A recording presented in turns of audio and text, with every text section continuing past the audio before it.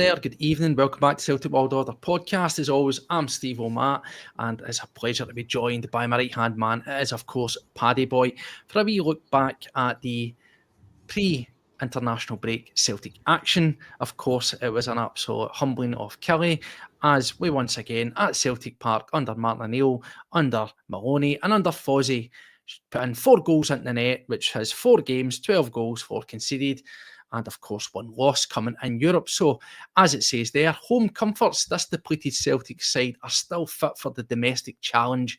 I don't think we learned anything that we haven't already known, which is the squad isn't quite ready for Europe, Paddy, but domestically we should have enough to at least get the job done. Yeah, listen, mate, that's it. You're spot on. We didn't think that the squad was going to go flying in Europe, especially up against Midtjylland, who obviously we did highlight that we are a very, very good side. For me, the league will take care of itself. It's one of the things. We should have plenty in the tank to beat anyone in the league. So, even at that, Steve, I'm sure you're going to bring up the team sheet as well. And when we have a wee look at that, there's a few shocks, aren't there? Yeah, absolutely. We'll go through it all and we will crack on with some other chitter-chatter as well. But before we do, as we always do, welcome back to the channel to every single one of you. We're now actually about 40 away from the massive 3,000 subscribers, which will be huge. So if you're getting yourself involved, if you're watching, you've not yet subscribed, hit the subscribe button. It costs you absolutely nothing, just gets the reach out there. Give it a wee thumbs up, share it, get more eyes into the conversation. We'll love that. If you want to help out and you can, like the bold 420 somewhere member section, it's wee donations. We always say it's $1.99. It doesn't get any extra content. Everything we do is free, just helps with overhead, the platform, the equipment, and so on. I would say of all of this, but as you can see, it's a makeshift all round. Paddy's in the middle of the sea, and I'm currently at a wee wellness retreat getting some extensive physio post-back operation. So that's why it doesn't look like it's normal Celtic World Order, but you will certainly get, in my opinion, my humble opinion, some top quality Celtic chat. So that's the one constant that will be there.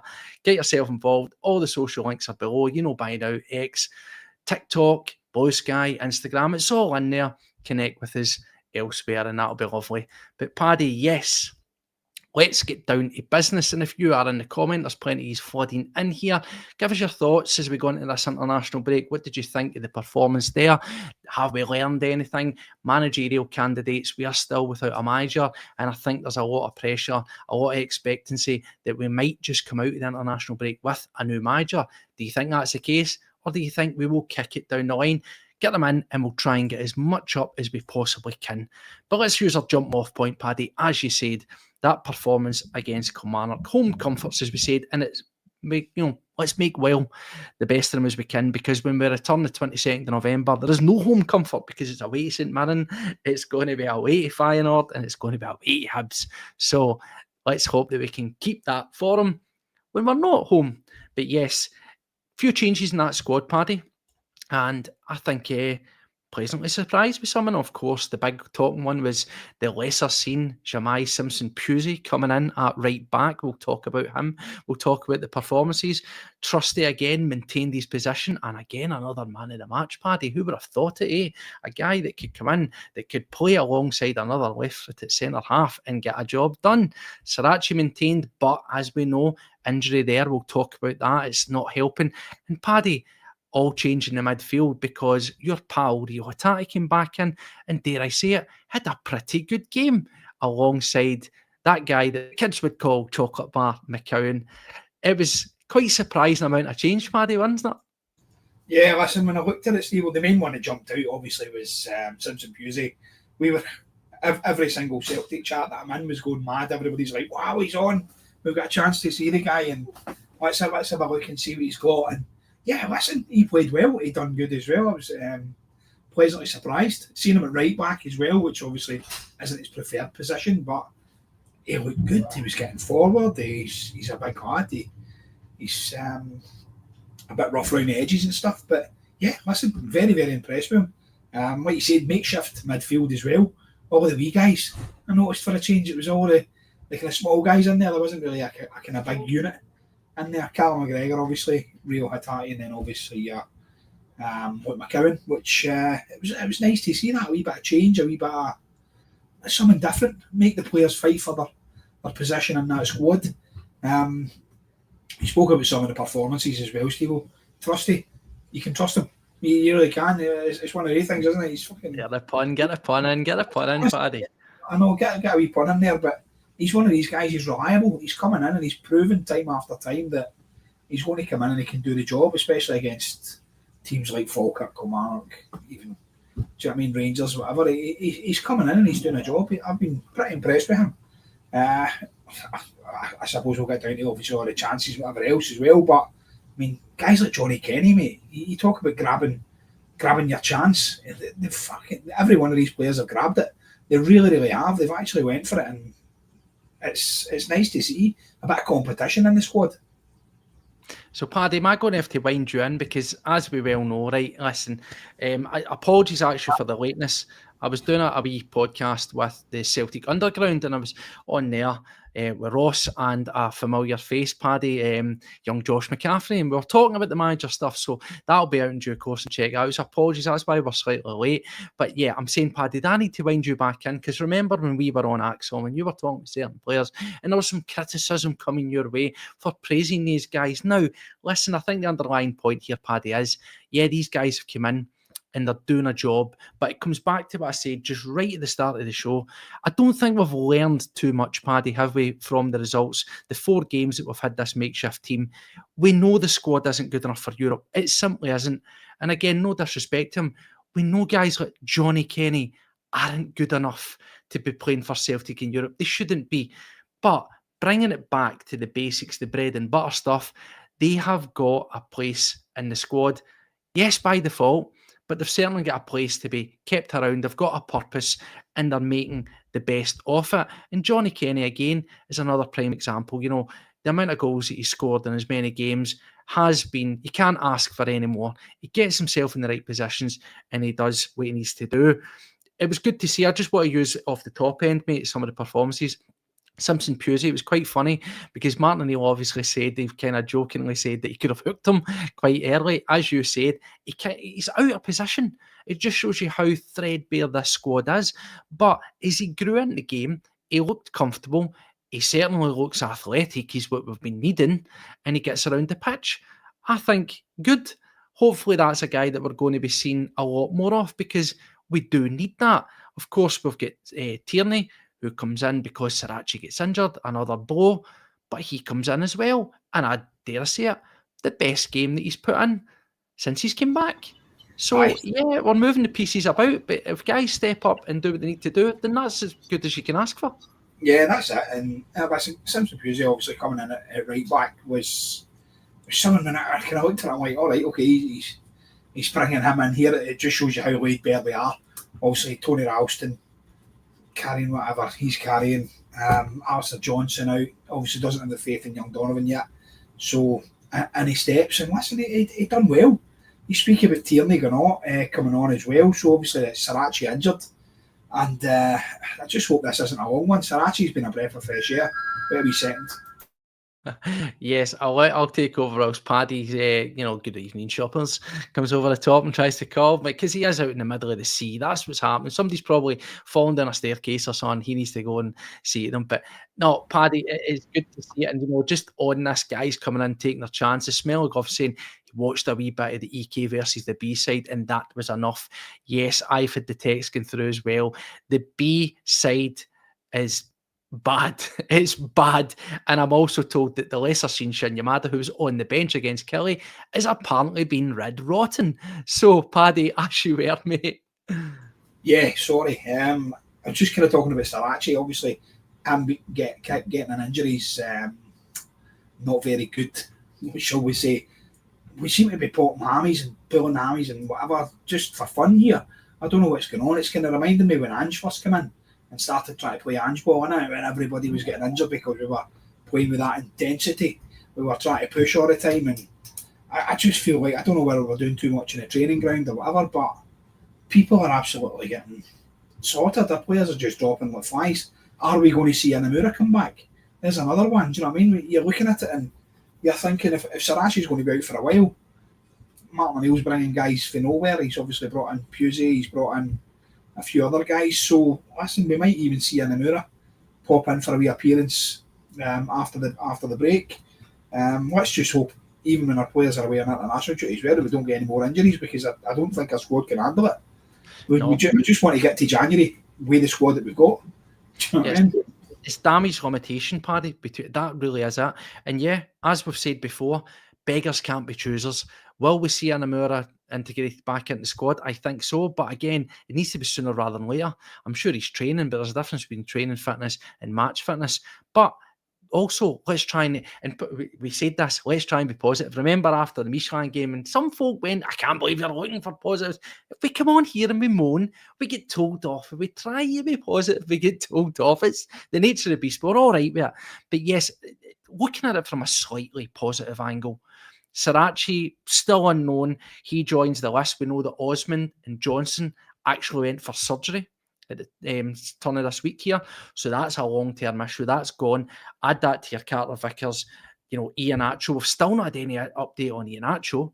And plus, when he comes back, he's probably going to take longer to get back because he wasn't particularly fit when he came. And then, of course, Jota. So the severity of the injuries are really, really stacking up. But maybe we'll get a change of formation, Paddy. I don't like seeing a left-back Scales. I don't want to see it. Equally, I don't want to see, having to play Simpson Pusey at right back. But maybe we will get a 3 centre backs. We might go full 3-5-2 and move the pieces about to the best of their ability. So we've got to take it at face value and trust Martin O'Neill, Maloney, Foreign, and those that are in situ at the moment to try and find the ways to make the best of a bad situation, because they have done that so far. And of course, we're very fortunate because we also thought that Arne Engels had sustained an injury to his hamstring as well. It was good to see him getting back on, and it was good to see him producing, because it was a good sort of appearance off the bench for him, I would definitely say. And of course, we'll touch on that. But Paddy, let's jump straight into some of the action. We'll not go blow by blow, but I just want to go through some of the players and talk about the performances. Again, looking defensively, I thought we looked pretty good, right? I thought we looked good.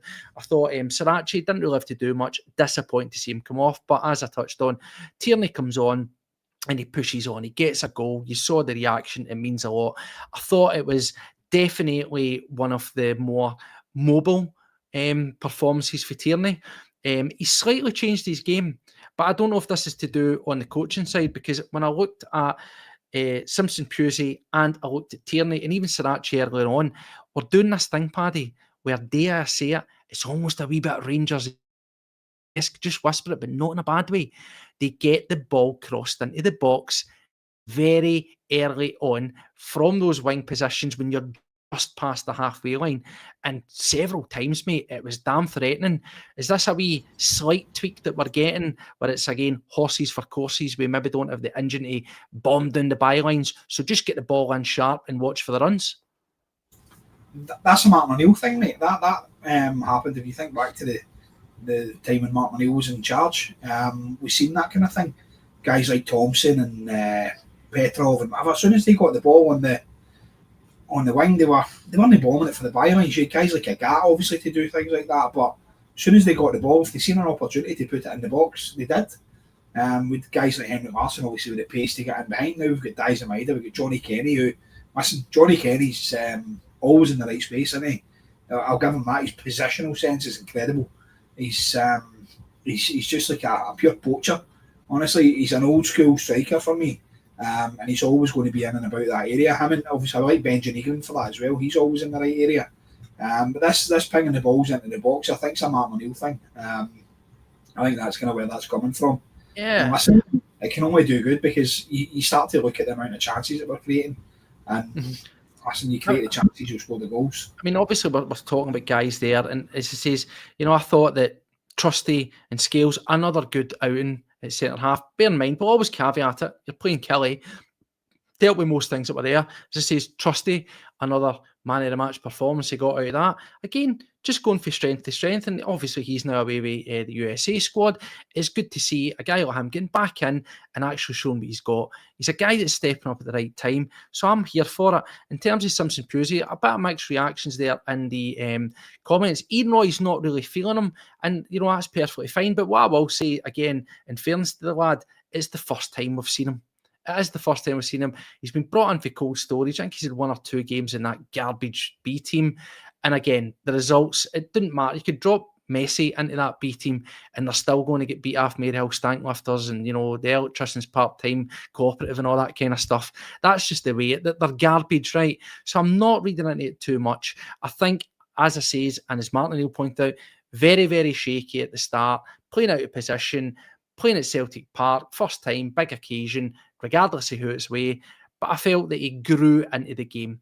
And there might be levels in him. He needs to pick it up. I'm not going to judge the boy on the first outing that he's had. It is what it is. He's going to be there. Hopefully he's going to be at the squad and he's going to get an opportunity to get into it. But I thought defensively, I can't really complain.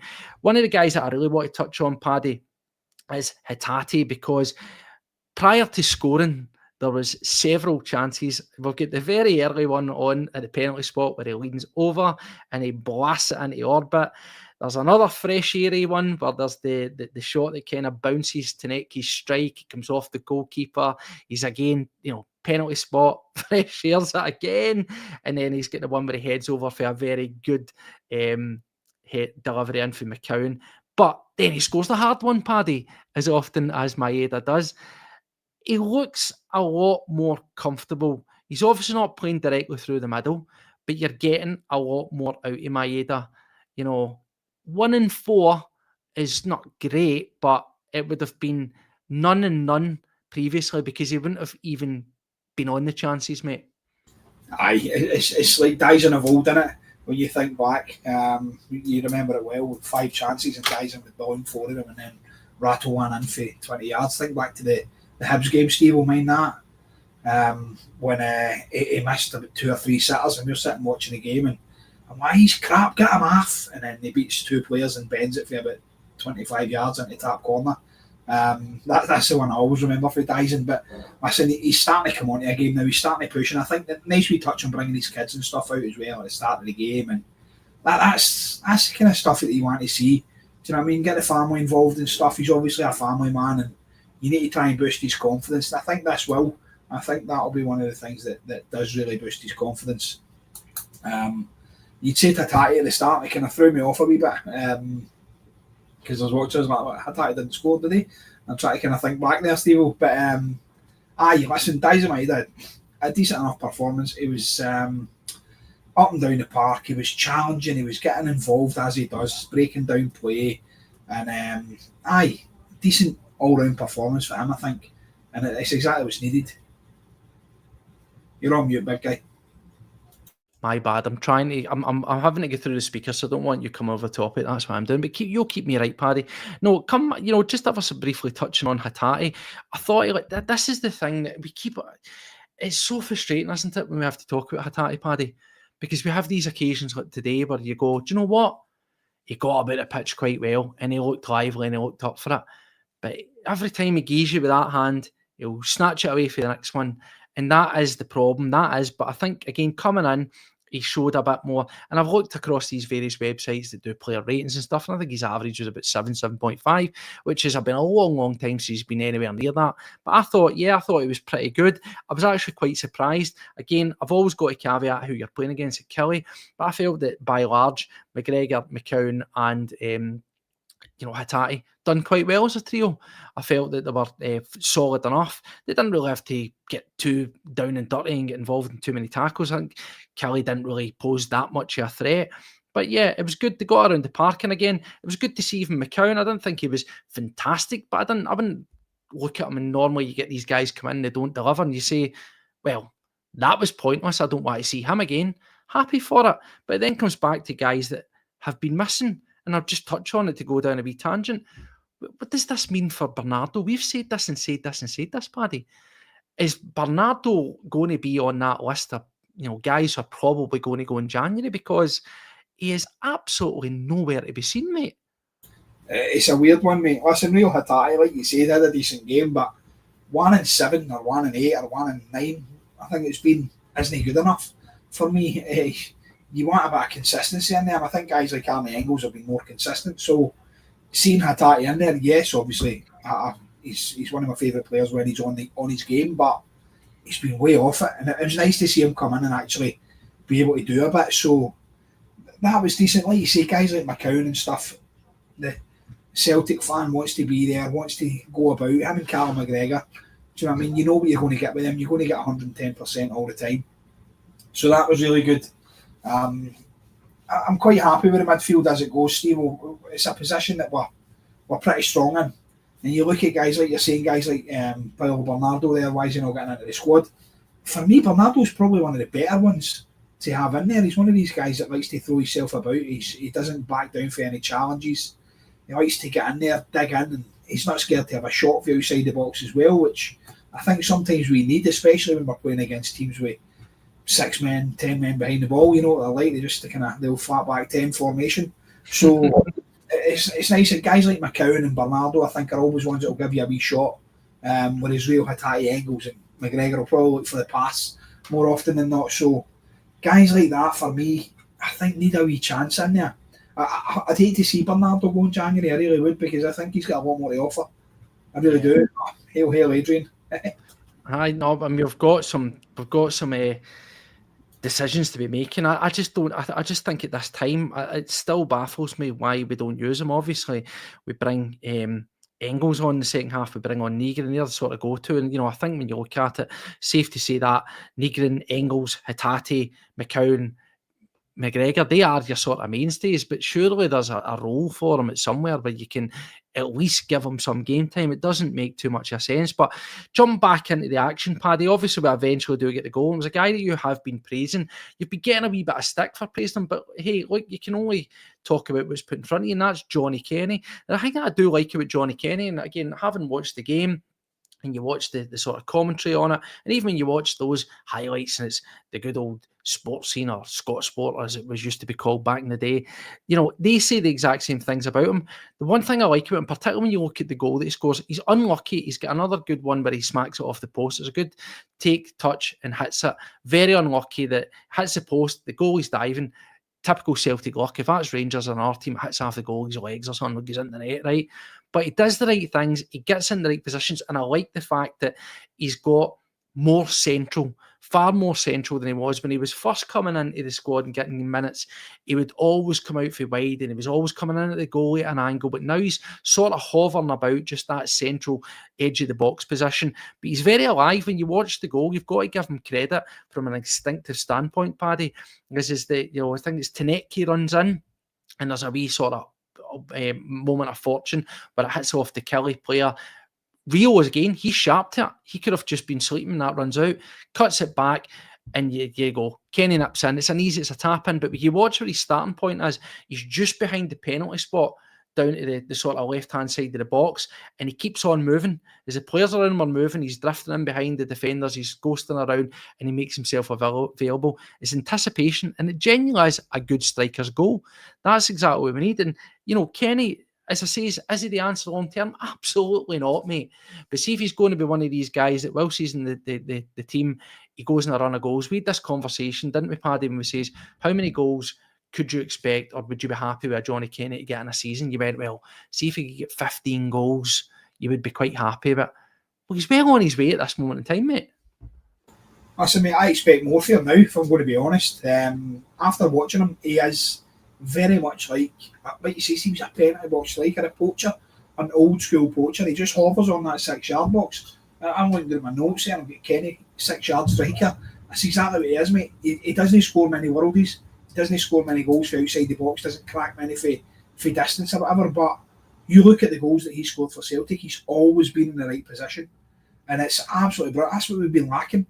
You look back to seasons in the past where Jota's been burst into the wing, and even Abada down the other wing, Kuhn pinging balls into the box. How many times have we been crying for a striker to just be standing there going bang there a goal for you? And we've never had it. Adamida couldn't do it, Dyson certainly didn't do it, Kyogo wasn't that type of striker. It's a different animal, and I think it's something that Celtic have lacked. And he can even score with his head as well. You look back to the game against the Baddies in the semi-final. Absolutely brilliant goal. And that's, again, something that we've been missing in the team. So, going forward, mate, I've been well impressed with Johnny Kenny. And like you said, I was on here singing his praises, saying absolutely brilliant, doing everything else, and I got a lot of stick for it. I really did. You're on mute again, Steve. You're always going to get criticism, and as said, obviously we've been in the conversation. Get your thoughts up. We always, regardless, agreeing, disagreeing, that's what it's all about. We're here for a conversation. We're not here to tell you we're right and wrong, and vice versa. And there's a prime example. Always something on YouTube is saying doesn't actually think that what we're saying Dyson's been that much different, missing chances and scores of goals. It is what it is. And yeah, I would say I can understand your side of that. I still believe that he looks better than he had done, particularly when you look at the game against Rangers. I get asked the question and I says, I think there was some sort of breakdown between the manager and players. And I used it and I said, Paddy, judge it on how Daiz Maeda plays in that game, right? And he was all action against Rangers. He was all action. You might not think that, but he was. Watch it back and he was really investing in getting in. But I'm also saying he looks better than he had, because bear in mind, he's now been deployed again as a winger. So when we were putting him out in the wing and moving him out, past months, he did not look remotely interested. He wasn't even making those runs. He wasn't even getting in those positions to miss the shots. And I know that's, some people say, oh, is that it? Is that the bar? Yes, at times the bar is low with some of these players. And we're just trying to look at some positives, because definitely for me, this temporary regime has got a level of buy-in to certain guys, right? And it's all about building blocks. They're not going to suddenly just flip a switch and be on it and back to what they were and scoring left, right and centre and hearing, doing everything, destroying folk. But you need to see a level of improvement. You need to see a reason where you would say, I would play Daizen Maeda. That's the difference for me. I think with Maeda, months can buy a what's the point? What is the point? But now I'm going, well, he's getting about the pitch now.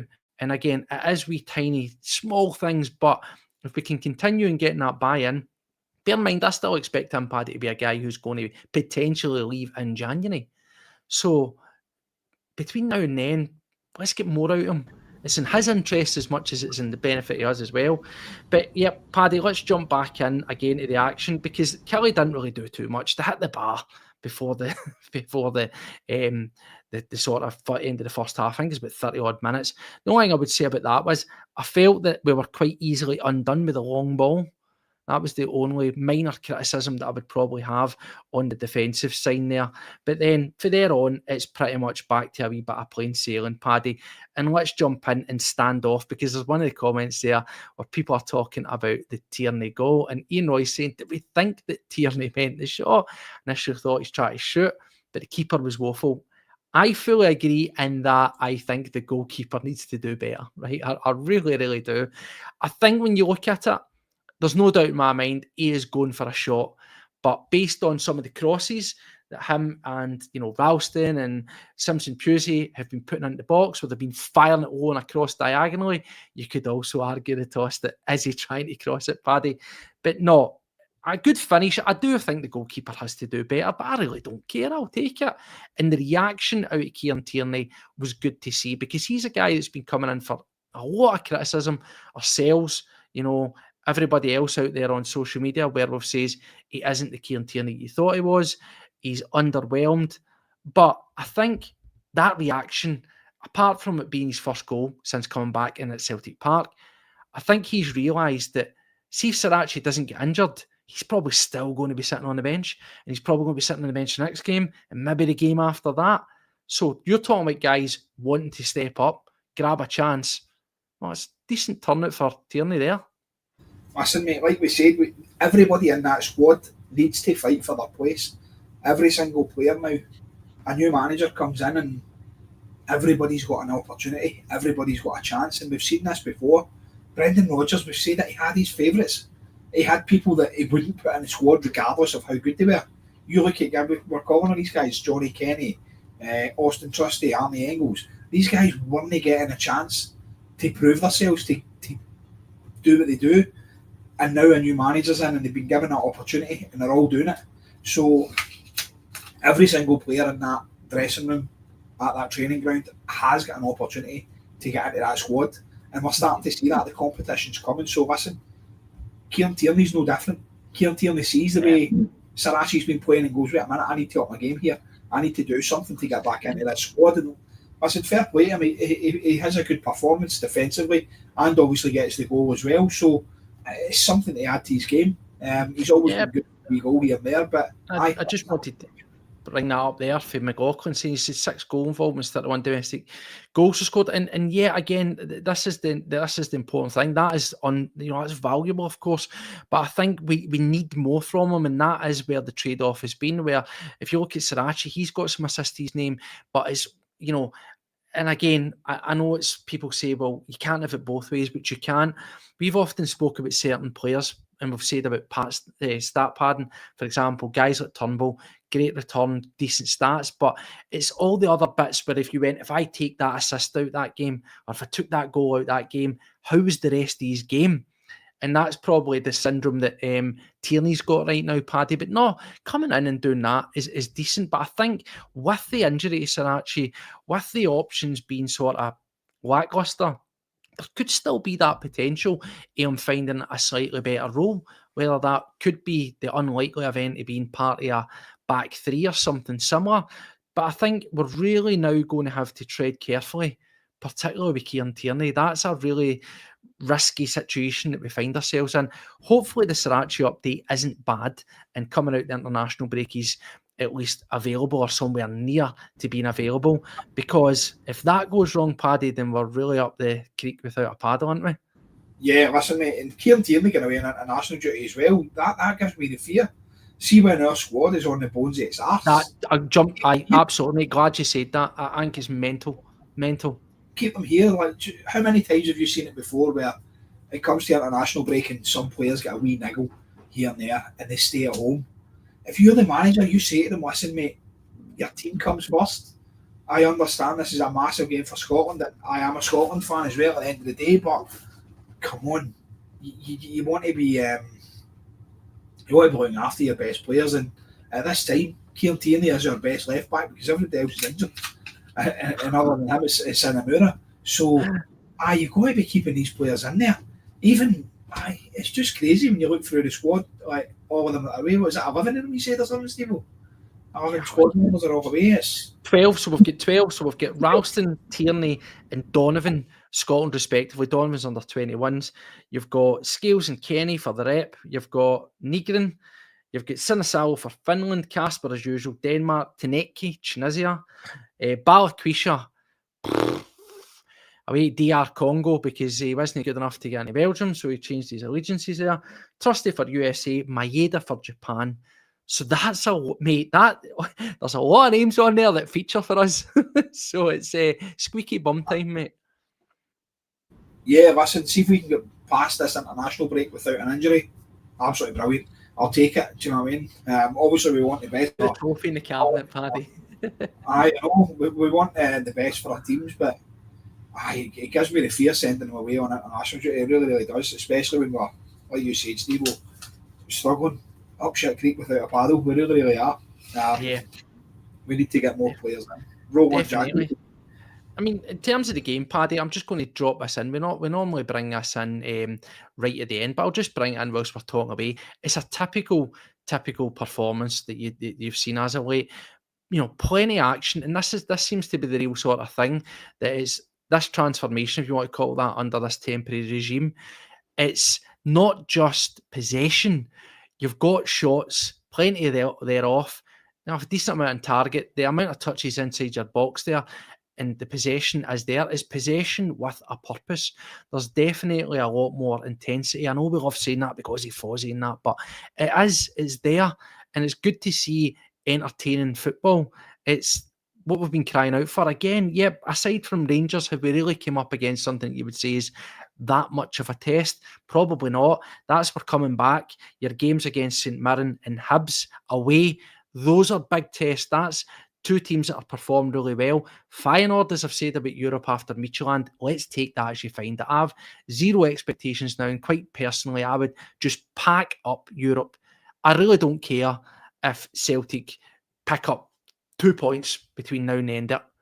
because we need to focus on stabilising the ship come January, and that's domestically. It's a balancing act. You don't want to embarrass yourself in Europe, but you don't want to risk too much.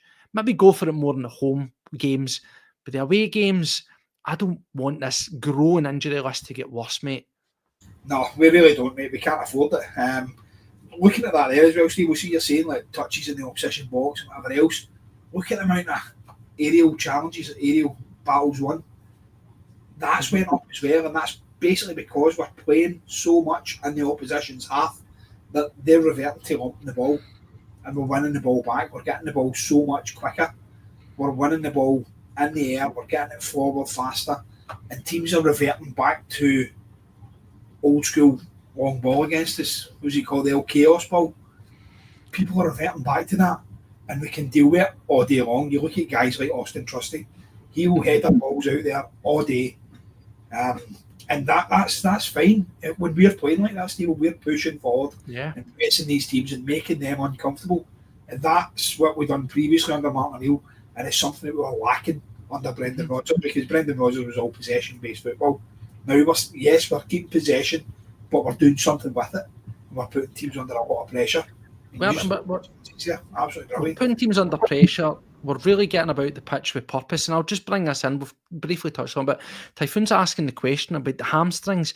It is concerning. Remember, Ange, we saw hamstrings going left, right and centre under him there.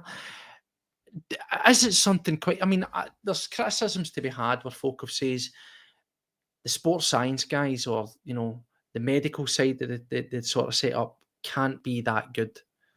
But then it isn't a coincidence that you went from... I don't know. I wasn't ever there. Of course I wasn't to see training under Rodgers.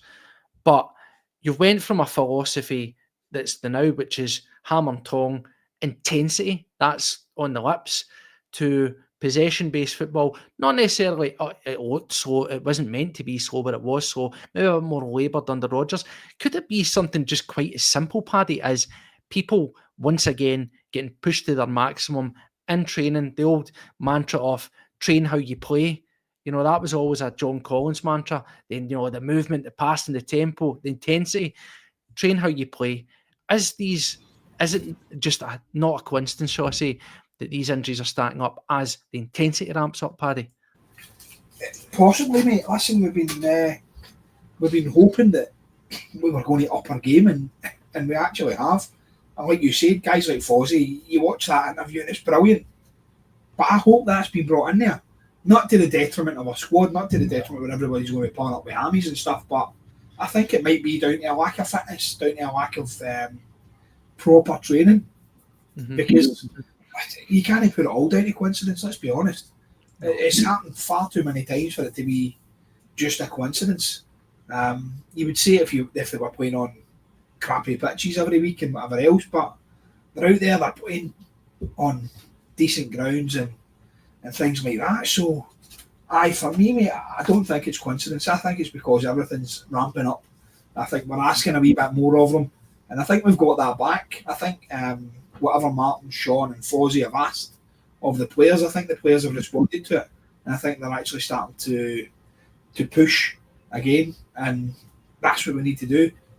Push until January, and then we can strengthen, and then we can see what we can do going forward. Absolutely. Well, Paddy, let's round out the action before we talk about some of the other points there.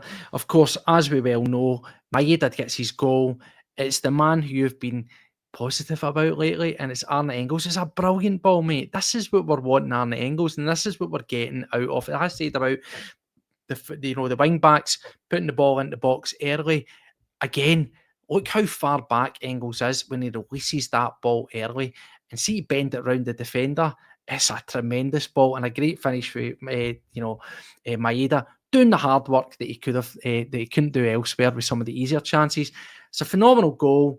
We're out of sight. We're coasting at that point, and then again to put the cherry on the cake, we get a wee penalty, and it's Yang who again.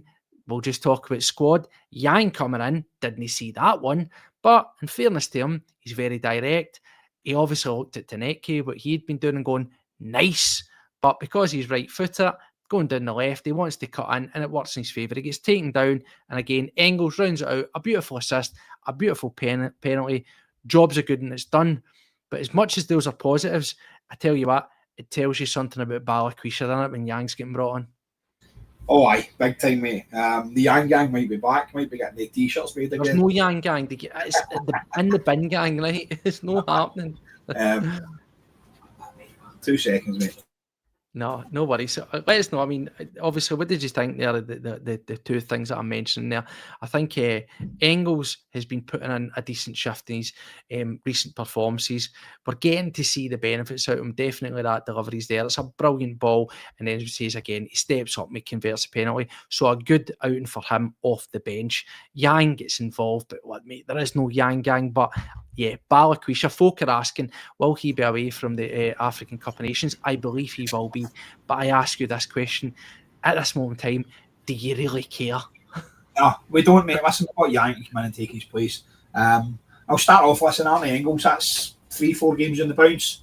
He's been brilliant. He's been absolutely fantastic, and he's starting to live up to the Arnie Engels that we hoped he would be. Mm-hmm. It really is. What you say, the assist and a goal coming off the bench, you take that every day. You really, really would.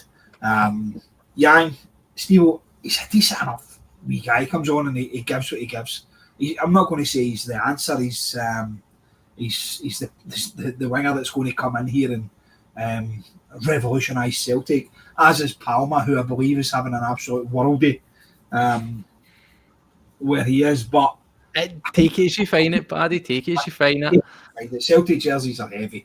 They really are, and I think wee Palmer's was a bit heavy for him. But Yang coming in, mate, and getting forward, but showing how direct he is. Again, it's one of the things. Everybody has a part to play in this.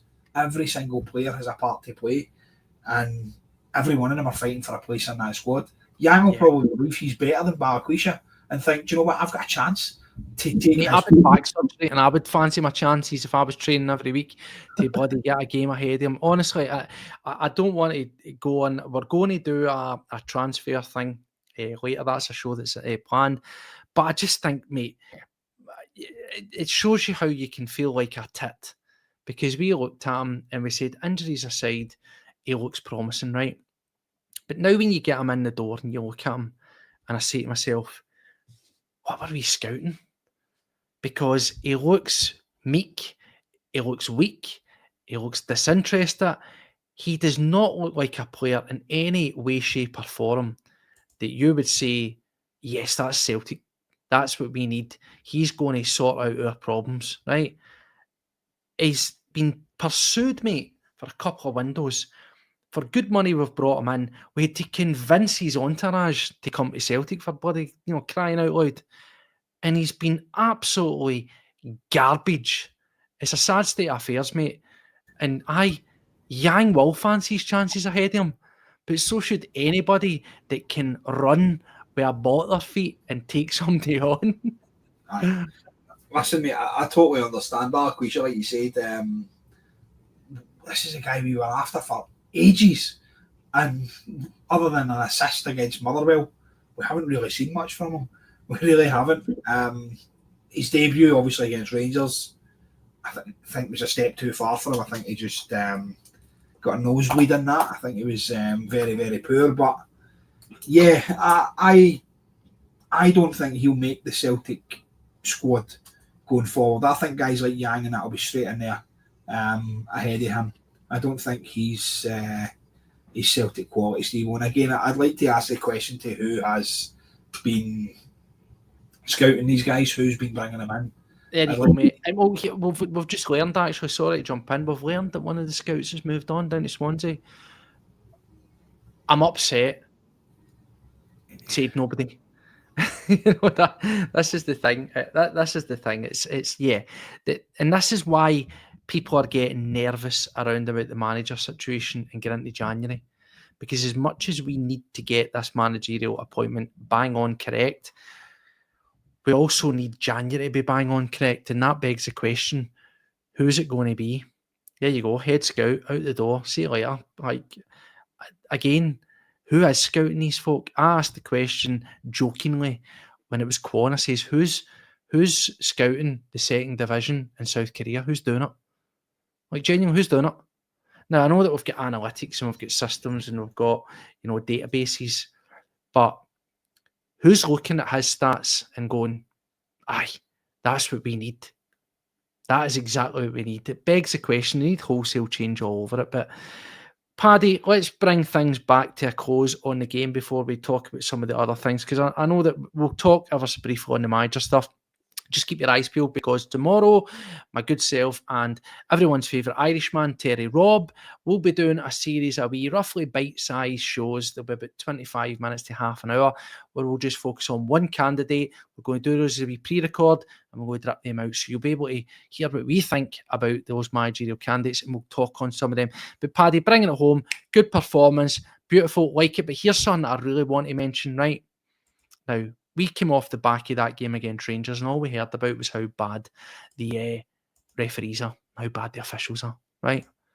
Now, there's some stinking decisions in that game, as we well know, that people want to gloss over. But this game, once again, self-penned by the hand of Don Robertson, right? This is the same Don Robertson. Here we go. Here's the stats. Now, I've watched the game, and I've watched the highlights numerous times, and I've spoke to people who were at the game, and everybody says the exact same thing. In what fucking world, excuse my French, there's a team with almost 75% off the ball, doing all the attacking, making all the opposition chase, commit 14 fouls in a game, right? At what point does that happen, Paddy? Including the one that he gives a yellow card for Maeda, who doesn't even touch the guy. Fresh air in it, slides past him, nearly slides out the pitch. The guy is about a yard behind him and dives. Yellow card, and he's looking at it. That's the worst bit about it, right? I know he can't retrospectively come back, but it just shows you how bad things are. Now, for reference here, by the way, here's Don Robertson's last publication at Celtic Park against Hibs. Note how similar it is. 77% possession this time. Celtic apparently committed 16 fouls in that game, and Hibs only committed one. And do you know when that was? The 92nd minute. The refereeing in this game, Paddy, was an absolute shambles. An absolute shambles. Breaking up the play, calling everything back for a foul, slight touch, foul, foul, foul. It's laughable, it's pathetic, it's embarrassing, mate. And I tell you what, we're happy that we ran out 4-0 winners. Bloody God, it's more impressive when you look at how many stoppages came in that game at the hand of Don Robertson, that we kept the momentum up. It didn't break down our play, and we still put 4 in the net, mate. Aye, it's madness, mate. I didn't think it was as bad as what it was until you actually highlighted it there. And pointing back to the Hibs game as well, it just shows that it's been going on for a while. Celtic obviously started the thing, obviously getting the ball in play quick and taking a free kicks fast, taking corners fast and things like that. That's what we do. We keep the intensity up. We tire out the opposition. We keep going and going and going. And that just shows you that they're all playing their wee part. They're all doing this wee thing to try and slow the game down, to try and detriment the squad, basically. I don't know. What's the deal there? Do you know what I mean? It's showing pure bias. You've seen it, obviously, against Rangers as well. Anytime there was any wee niggle or whatever, bang, stop the game. And it's happening way too often. It's something that needs to be highlighted to the referees. They need to be told, so we know what's happening. And this is the thing. This is what it's Punch is saying. You can't rescind or appeal a yellow card. We know that's the case. But see, for a guy like Maeda, particularly when he's a wee bit more up front, he's been known to get a yellow card. So see the totting up, this can come back and bite you further down the line. Now, it's a small thing in the grand scale of the game, but, as we said there by one of the commenters there, just to double check, it was always something that says where he was in the stadium, he thought he's getting a red card. But you watch that back, it's fresh air, mate. It's absolutely mental. And Rangers fans and other folk have got an absolute cheek to talk about this agenda that's pro-Celtic. Now, just to mention it, are you trying to tell me that Beaton, who infamously has been pictured in a Rangers bar after an Old Firm game, as it was, I think, back then, or was it a Glasgow derby? I don't know. It was one of them. Anyway, after playing us in a Rangers bar, drinking. They had banners making a laugh about it. You try to tell me that man's a Rangers supporter? Are you trying to tell me that Stephen McLean is a Rangers supporter?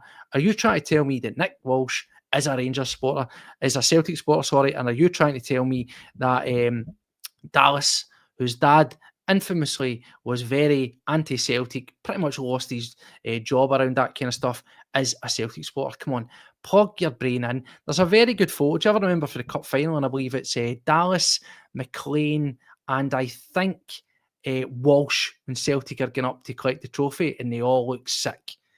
Are you trying to tell me that they are out there with this pro-Celtic agenda, that the spin is that it's through fear, because winding the clock back to Rodgers calling out a refereeing performance and never touched it? Mate, clubs have put out statements where officials haven't refereed their games for months and months. Give me a break. And also I'll throw into the mix, they're so pro-Celtic. Why have Hearts had a couple of shocking decisions that have really benefited them? Because if they were pro-Celtic, they would have called them back, and Hearts would have got those rubbery green. Aye, it's all down to timing and stuff, isn't it? When you see these referees coming on here and having these shoddy, what do we call them? Shoddy games. So the referees play games shoddy. I don't know, mate. I think it should just be called into account. Everybody should have to be held accountable for what they do. And these referees, surely their performances get monitored. Surely Willie Collum obviously looks at the big decisions and whatever else, but I don't know, does Willie Collum look at this game and go, yeah, Celtic didn't commit 17 fouls there. Celtic didn't cause this much kind of... Do you know what I mean? I just can't get my head around the logistics of it all. I really can't. No. It's something we need to get the refereeing standard in this country sorted, mate, because for a long time it's been absolutely pathetic, and it remains to be. And it's not just for us, listen, it's for everybody else as well. Yeah. There's a lot of teams out there that are getting absolute poor decisions against them, and it's ridiculous, mate. The VAR thing as well. I mean, you show it for one angle, it's perfect. You show it for another angle, it's offside, and it's laughable, mate. VAR was brought in to make this game so much easier, so that we weren't getting daft decisions, this is whatever else, but it's still happening. If anything, it's helping them. I don't want to kill the chat around refereeing, because we could go on forever about it, but the main thing is there doesn't seem to be any real accountability. You know, the VAR thing I think is fairly progressive and fair play, but it's always we'll learn from it and nothing happens. We've obviously got that independent, was it KPI or something, and whatever, independent, and the reality is that doesn't hold any water, because we understand that they look at it and go, all right, okay, that's fine, but it's like, they're not how they was. So it's a long way for getting better, but I just wanted to bring that as a side note. It didn't hinder the result, but it's just coming back off the back of poor refereeing, or apparent poor refereeing in the game against Rangers, that the complaints are unfounded when you look at that and you ask the question, how can a team that's on top be the ones committing all the fouls and stuff? It's just an absolute joke. But anyway, Paddy, seeing this, Steve, like Nick Walsh had a snider of a game. It was very, very poor refereeing that game, but not for the reasons that the Rangers fans think. Like, we highlighted so many other opportunities or so many other chances that we would have had, or the possible red by Cornelius, the possible penalty for Hatate, the offside that wasn't offside. Silly things, mate. And you know what? I said they were lucky. If it was any other referee, I think it would have been a hell of a lot worse for them. I really do. So no, definitely, mate. So, Paddy, before we move on, there's a couple of things I just want to have us briefly skim over. We're not going to give it any massive in-depth coverage, because there's so much to talk about. But in passing, one of the other things, and I know it's a divisive subject, it's really going to split, but as always, as we always say on the channel here, we will approach it as objectively as we possibly can. We're going to try and have an adult conversation about this, so don't be shooting the messengers. We're just trying to be balanced and not, blindly biased one way or the other. This is, of course, the ban that's been actioned against the Green Brigade. I will say outright, firstly, that I think that the timing from a Celtic on the pitch standpoint is absolutely horrendous. It's completely minging, and there's some key games in there that we certainly could do with every single voice and person in that stadium. Now, this is where the questions come into it. There was a wee video that was circling around about social media from a camera. I don't know if it was a CCTV camera for Celtic Park or if somebody filmed it and zoomed in. I really don't know. But it appears to show one or two people going up the vomitory at the side of the standing section. The door closes over, and then there's quite a few folk decant out and go into the sort of concourse.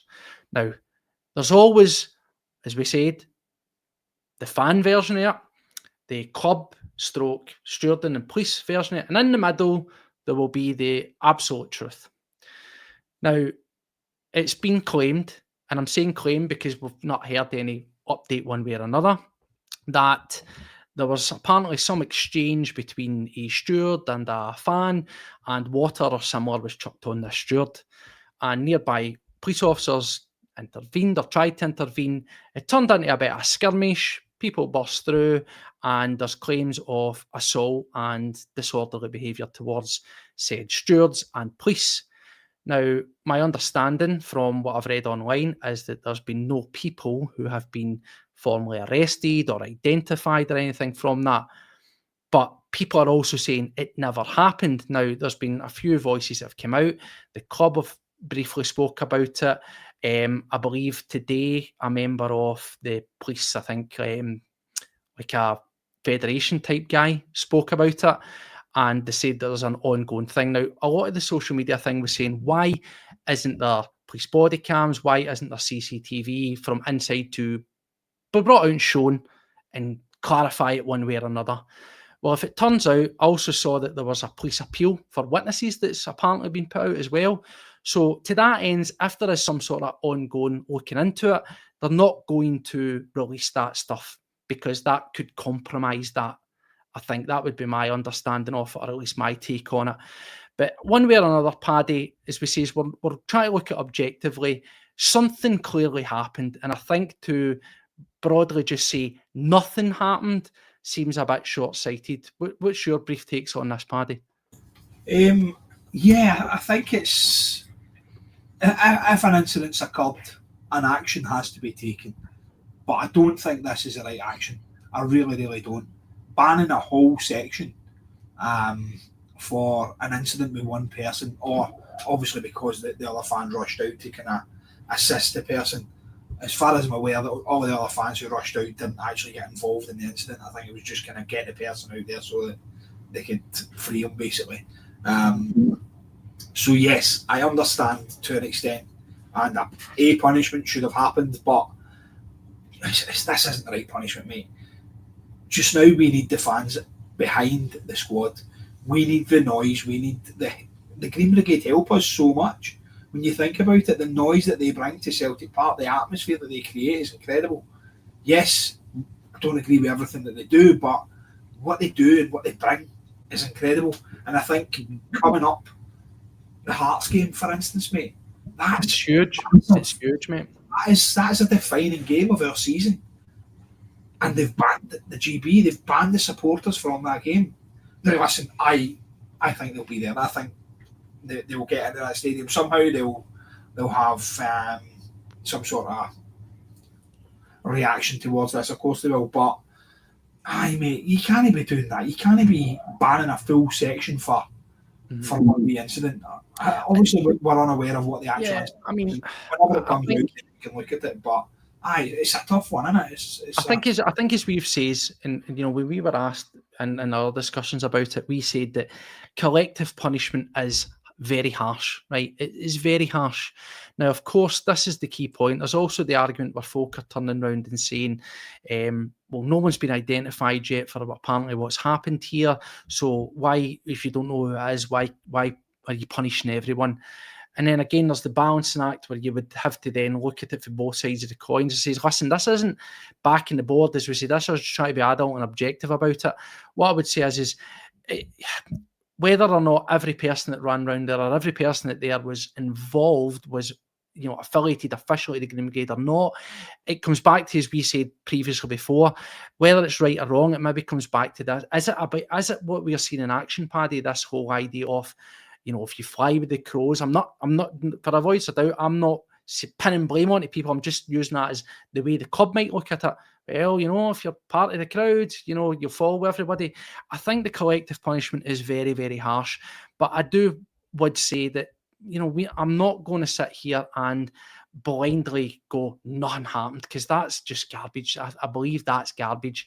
And I think it's important for us to look at it as objectively as we can, and particularly the collective as well. I saw they put out a statement on it. I think that you can give your thoughts on collective punishment, but not go fully 2 feet in, because if, and it's a big if, something does come out of it, and there is eventually footage that shows something had happened or whatever, and you have, unequivocally full 100% back to me, nothing happened, garbage, and then it turns out it's a bad look. It's irresponsible for folk like us to be blindly looking at it one way, and I think it'd be blindly irresponsible for the collective to, just 2 foot in and say it didn't happen and it's out of order. But I do agree that the collective punishment thing's rotten, and it comes at a horrible, horrible time for us, mate. And again, it's just fully driving another wedge between club and fan, mate. Do you feel then that maybe the club know something that we don't? They've seen the incident. I'm just surmising. I'm completely guessing. People have said, well, why didn't they release the footage? Well, we saw that the police put out an appeal saying looking for witnesses. So there's obviously something going on. So to that end, you're not. It's not like if you were going to, I don't know, if you were going to court, for example, and you were wanting to get yourself off a speeding ticket and you had an ace in the hole that the defence didn't know about. I don't know, somebody sitting in the back or somebody was on their phone at the time, it shows you didn't do it. You're not going to present that information before the event, are you? Because it's going to compromise the whole thing. So looking at it, sensibly, that's probably what's going on there, I'd imagine. But also I'd say as well, we live in a social media frenzy where folks see something, they're out with their phones. Well, where's all this fan? Surely there's fans out there. If we want to clear it up and focus on it didn't happen, I dare say, see if I was in the dormitory and I saw something busting, chances are you're probably going to have seen it, and they're probably going to be people filming it. There probably will be something out there, mate. It's just not been made available. Yeah, and on that as well, mate, on the collective punishment thing as well, I want to kind of just say, I personally know 2 people who sit in that area who weren't at that game and are now banned just because of where they sit. Yeah, that's horrible. Yeah. Obviously, there is going to be more than obviously just the 2 people I know, but that's ridiculous. A game that you didn't even attend, and now they're banned because where they sit, because you sit in that area or you stand in that area, whatever. It's just a shock. It's a shocking punishment for something that hasn't really been put out saying this is what happened.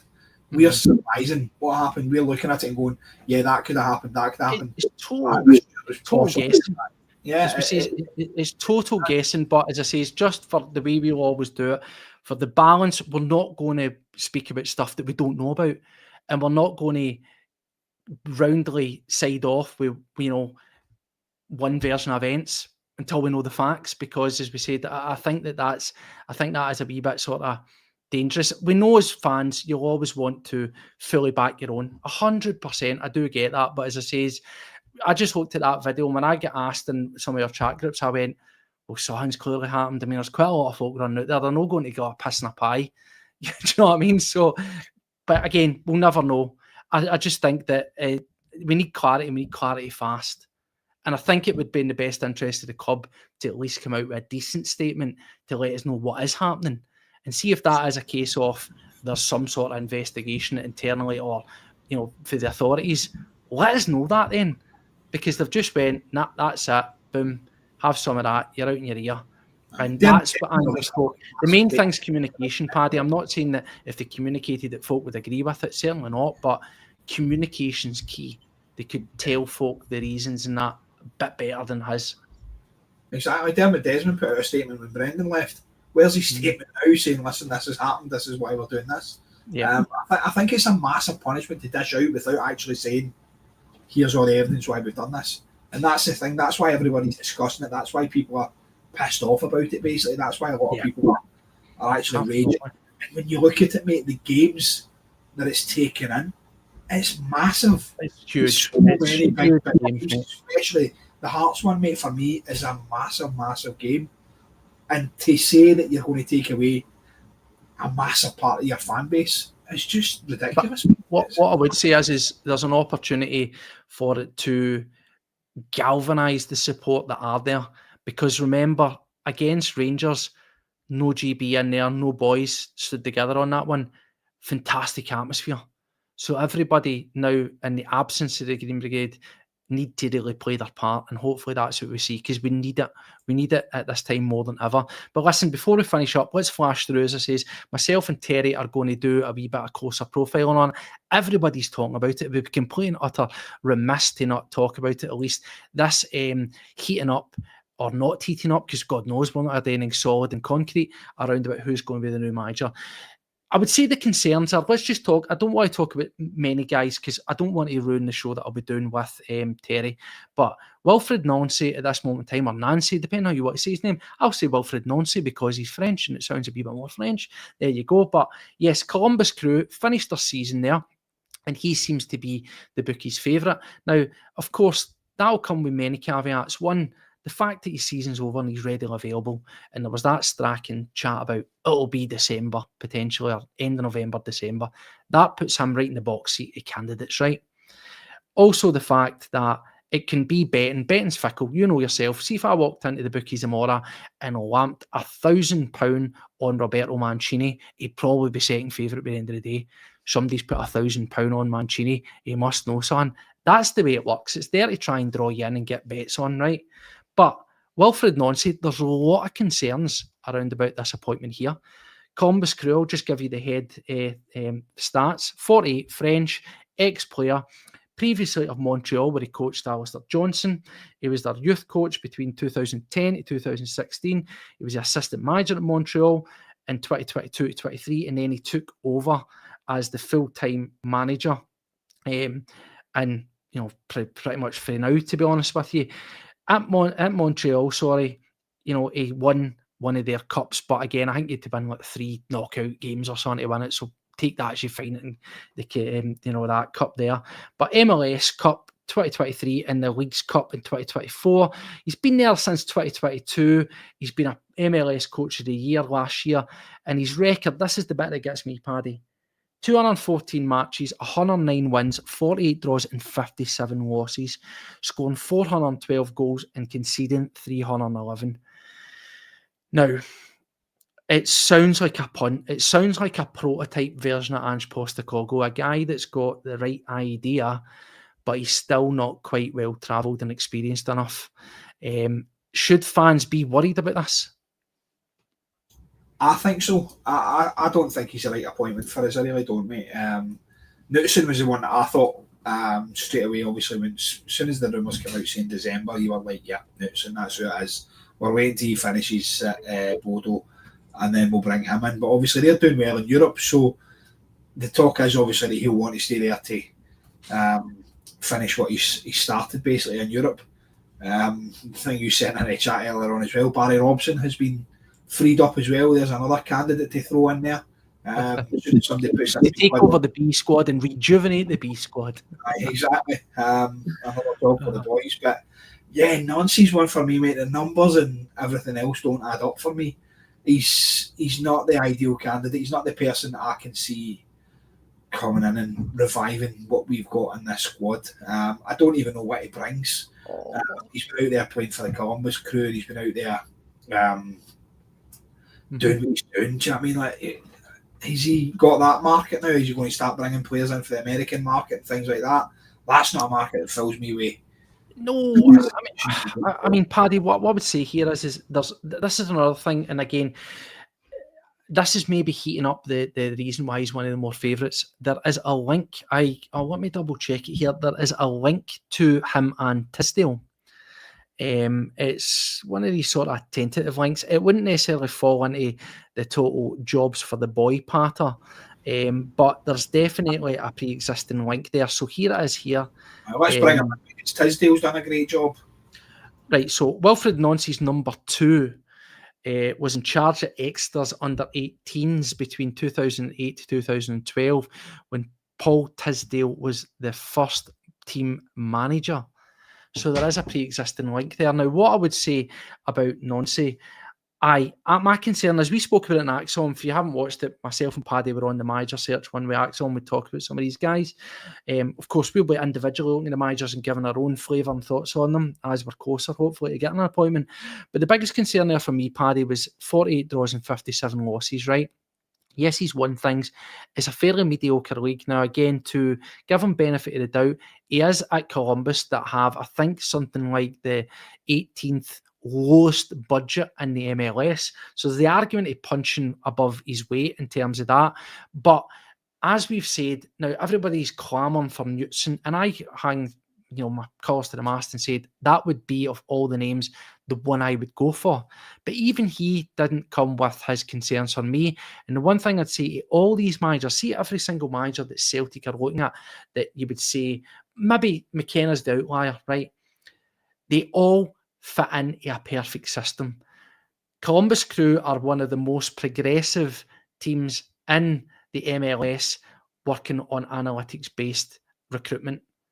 And they're really putting a lot of development into that. That's what they are doing. So they're kind of a wee bit like what's been happening with Union St. Gilles, what's been happening with Brighton, and we're seeing now with Hearts, right? They're at the sort of cutting edge, and it's starting to bear fruit. But you will get the manager, Paddy. You will not get the setup. And that goes for Knutson. That goes for Wilfred Nonce. These guys, that even goes for Nicky Hayden at Bruges. These guys are all working in a well-established, or at least far down the line, system that's tailor-made, that's all about progression. It's all about, like management of if somebody moves on, somebody comes in. It's forward thinking. Celtic need a balancing act. If we are going to, and it is a big if, change things behind the scene to come up to par with these kind of things, then we also need a manager that can work in it. But whilst we are still going to develop that, we need somebody that can be a good manager in their own right and not everything handed to them. I'm not saying these guys have had it handed to them, but the background's a big, massive part in it. The management side is a wee bit in a bigger system. Do you know what I'm saying here, Paddy? I understand, mate. And like people are saying in the chat as well, Steve, there's a lot of managers out there out of a job. And there's a lot of people who I would rather have in than Nancy. And I see people putting in the chat as well, the MLS is full of superstars and this one's there and that one's there. I understand that, but they're also on ridiculous amounts of money. And I feel like the ones that we would be able to get from the MLS would be pretty much just not up to the standard of Celtic. Well, here's the thing. So to jump in, just a wee food for thought. People are saying, and rightfully so, that it's a progressive league, but you need more when you come to Glasgow. That's what it's saying. Always someone saying it doesn't hold water for them. You need more.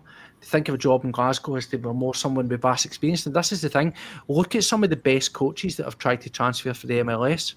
Yeah. Bob Bradley failed miserably. Jesse Marsh failed miserably. Patrick Vieira failed miserably.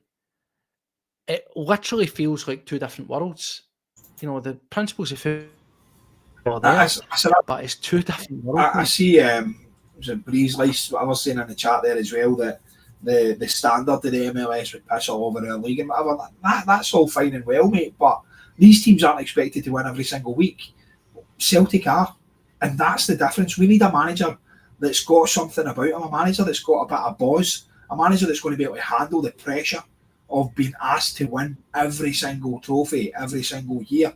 Do you think when he went in at Columbus Crew, they went, "Oh, go win as a treble"? No, they didn't. They went, "Oh, try and get maybe sixth place in the league. If you get a cup run, that's brilliant, blah, blah."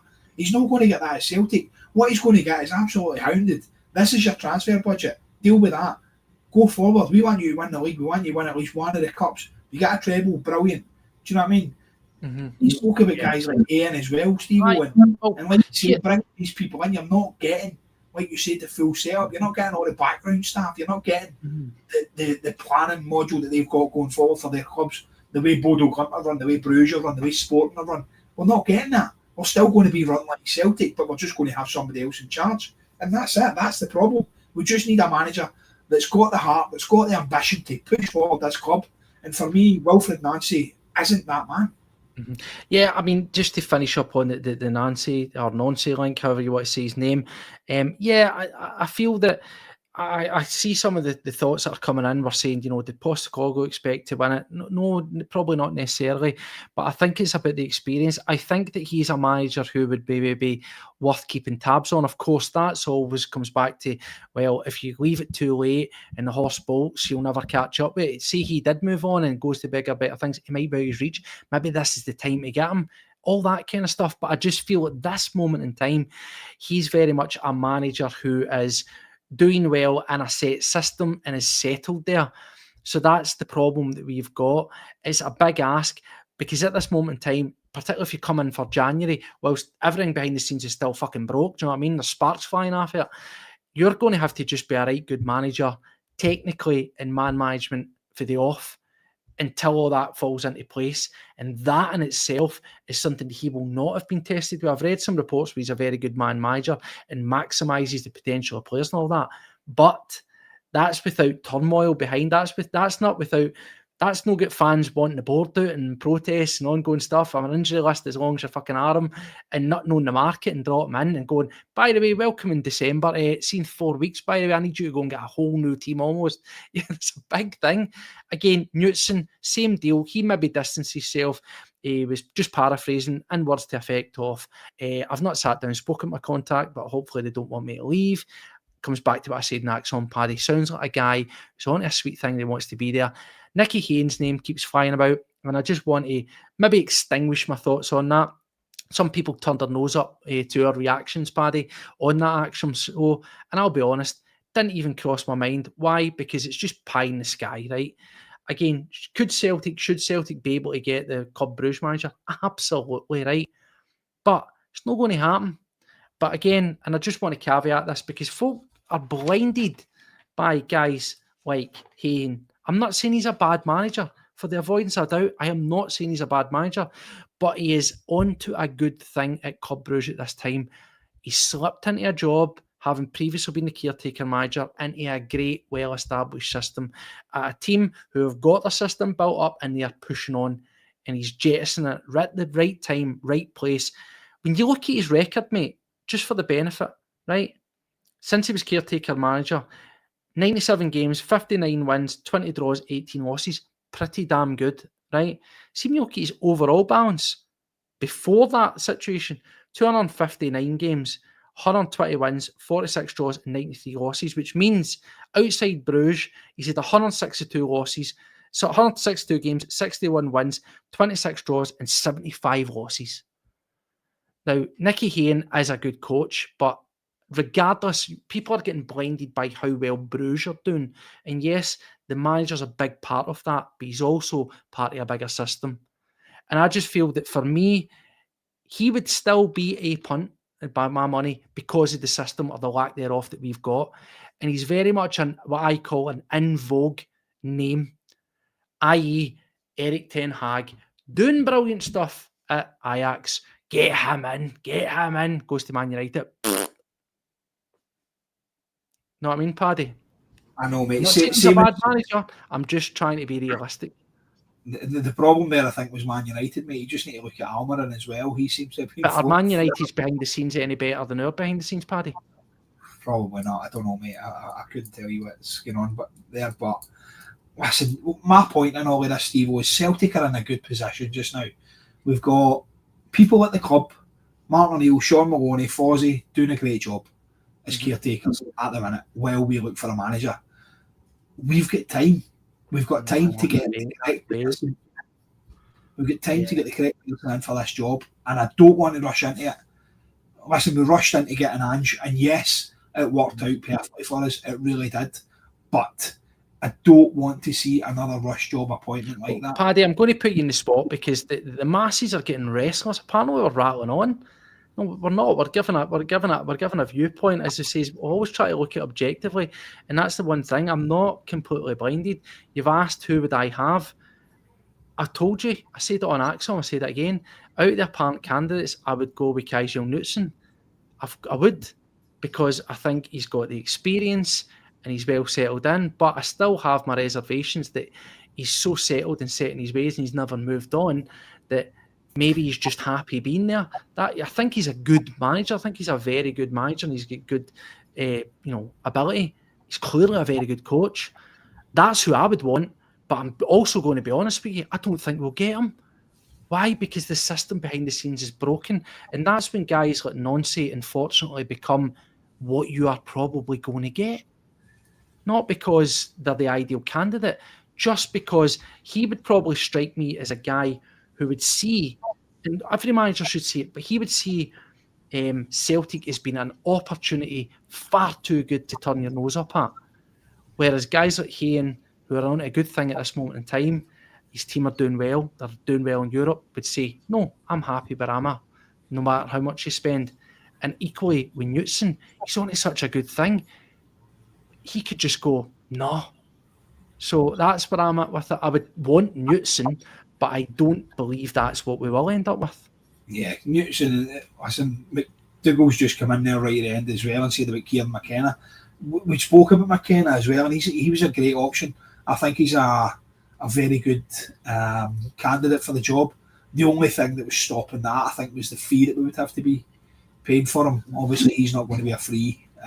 The fee should be here or there, Paddy. As I say, see if we really want that, we should be going and getting it. You know, I sat and I'd done before I came on here, I was on Celtic Underground. That'll be going out soon. We spoke about it. And we looked at the bookies' odds and we looked at the names. And as we said, likewise on Axom, the names they're not blowing me away. You know, yeah. I think this is the thing. See, when you look back at our managers that we've had, Brendan Rodgers, whether you like him or otherwise, he's the only sort of real, what I would call, blue chip manager. The name, household name that's been out there, because it's been Dyla, it's been Lennon, it's been Postecoglou. You know, it's not been anything you went, blows your mind. But then you look at it, and we spoke, there's names that are out there. A blue chip manager would be a Marco Rose. It would be like a Mancini, for example. You know, those are the kind. But do I think Celtic are going to do that? No. But why not? It shouldn't be about money. No, it shouldn't be, mate. Listen, they talk about Jurgen Klopp and things like that as well, and all these kind of guys. I'd love Celtic to go for something like that. I really, really would. Crazy, but I mean, it's not going to happen. No, of course it's not. But listen, we don't know who the next manager is going to be. But what I'm saying is Celtic have got a bit of time. We can hold off until January, I think, but we need to get somebody in place. Whoever it's going to be needs to know before the transfer window so that they can start looking at potential players. Paddy, can I chuck one at you? I get asked this question tonight. I won't spoil my answer, but I'll ask you the same question. I got asked, would you take Martin O'Neill and Sean Maloney at the end of the season? That's the first part of the question. The second part is, do you think Martin O'Neill would do it? And then thirdly, off the back of that, and it formed part of my answer, I says, if you were to say who would be, quote unquote, the perfect for alignment, for progression planning, I would still argue that it would be Roberto Martinez after the World Cup, right? Why? Because you would have potentially O'Neill and Maloney stabilising the ship, but Maloney be's number 2. So you could already get a direct line where if you're looking at January, you're getting in the players that you want that are going to be there for you in the summer. That's proper progressive thinking, which I don't think will happen. But what's your thoughts on that, Paddy? Listen, that's fantasy stuff. For me, it would be if Martin O'Neill and Sean Maloney are going to stay until the end of the season and steady the ship, which I think they have. I think they've managed to get the best out of the players that we've got sitting there. Yes, we're not performing properly in Europe and whatever, but that's more down to the players on the park than what the guys are doing behind the scenes. I think domestically, we can still obviously win the league, and I think we'll win the cups as well. So Martin O'Neill and Sean Maloney to the end of the season would be a good shout for me if at the end of that we're promised somebody like Martinez. Because let's face it, Steve, when Sean Maloney first stepped in there, that was the first thing that we all said. We all went, wow, he's paving the way for Martinez. Imagine that. Martinez after the World Cup with Portugal turns around and goes, yeah. But there's the thing, Paddy. Our argument, sorry to jump in, our argument on Martinez was if Portugal go deep in that tournament, or God forbid won it, pick any team he wants when his contract's up, right? But this comes back to what we were talking about money. Let's just say hypothetically, because I don't think it would happen. Let's say they did we want Martinez, right? You negotiate and you make him an offer he can't refuse. You secure the deal, but you don't need to give a hoot about what happens at the World Cup. You could win it. Doesn't matter. You've signed the contract. You've got that solid. You've got pre-contract in. You are coming to us. And as I say, out of all the options, I think in terms of the options, I think he's the outstanding candidate. No, I don't. I've already said who I would prefer, but I'm mindful that he's working in a system and we don't have that. And that's always going to be my biggest concern with who we appoint. It sounds as if there's the winds of change at Celtic eventually behind the scenes and things hopefully will change for the better. But until that happens, it's a roll of the dice, particularly if you're coming in January. But if you were that forward thinking, you had the guy in the summer who was going to work with the guy who's already in there, you could start your planning for the off and it should be seamless. Whereas we chuck in any other random manager, you're hoping that they can just hit the ground running, get the investment and make it happen whilst everything's still on fire behind them. Totally, mate. And listen, we could sit here all night and throw every single candidate out there and discuss every one, but for me, Martinez is a pipe dream at the minute. It really, really is. Knutson at this point. Paddy, folk are not really feeling his CV and his type of football. What do you prescribe to that? Listen, he's not been given these jobs on chance. The Belgium job, the Portugal job, whatever else. He clearly knows what he's doing. I've seen somebody as well talking about Nuno Santo and whatever else, and there's loads of names getting flung about, mate. There's loads of people getting flung about. Would you take Silva? Would you take Silva? At this minute in time, mate, you can take anybody with a certain what's the word I'm looking for? A certain experience or pedigree. Pedigree. That's the word I was looking for. Somebody with a kind of decent pedigree, somebody that's got, like I said, the backing to deal with a job at Celtic, mate, because a job at Celtic isn't for somebody weak. You need to have a wee bit about you. And you just look across the city at some of the managers that they've brought in, and their managers haven't been able to handle the pressure kettle that's Glasgow. They really haven't, and we've always had a manager in place that can deal with that, and I think we really need it. I think we need somebody in who's going to be able to deal with that. And at this minute in time, listen, we've got a wee bit of time. We're doing all right just now. We're doing domestically. We're fine. We're sitting okay. I think we'll. So to finish up, I'll give you the final word on this, Paddy. Folk are asking. I put you under pressure and I says, when are Celtic going to make their first signing? Remember that one? Aye. When are Celtic going to announce a manager? Now, I think the expectation level is going to be that it should be the international break. That's, makes sense. Yeah. It could be further down the line. Now, I think it's important, and it's also worth criticising, that we're 15 days into this temporary regime. And the reality is, Paddy, we don't even know if they've started speaking to candidates properly. It's all conjecture, rumour and innuendo, stupid articles going out. You're good to see bloody well, what do you call him, Anthony Joseph's finger on the pulse, that we sort of pulled him up a wee bit and did a wee jibe, a wee joke with him on that one.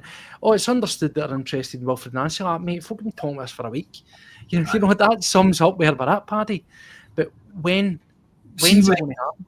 See, when the collective went and spoke to the directors at Celtic, when they went in there and sat down with Nicholson and they sat down with whoever else was at that meeting, the one thing that they did say that they were lacking was liaising with the fans, was letting the fans know what's going on, what we're thinking, what we're doing going forward, blah, blah, blah. It's the exact same thing, Steve. This is a massive decision. I think the fans should have a bit of a heads up.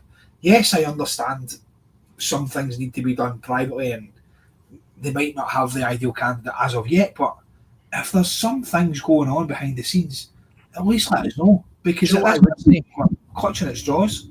What I would say is, I want it to be all kept behind closed doors. I just want a notification that we've commenced interviews or whatever, right? The press will scramble around and such got on a flight or all that crap, right? I don't want it to be a public courting. I don't want it to be similar to the Rangers manager chase. I don't want it to be one of those rednecks where it's all just, oh, we're speaking to him, dead exciting, it's imminent, and then I don't want anybody to know what's happening. I just want to be told it's going down, and then scarf above the head. That's what I want, Paddy. Aye, I seen who is it put in the chat there saying about the Canio. What an appointment that would be. Imagine Big Paolo coming in. Mental, unacceptable as well.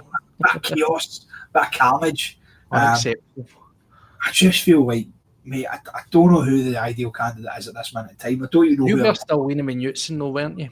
You still were. Newton was the one I had said at the very start. I said, I think the way he's got Bodo Glimt playing, like the guy that out Ange Ange, you know, it's that thing. Yeah, one game, but I just feel like, mate, there's too many people out there.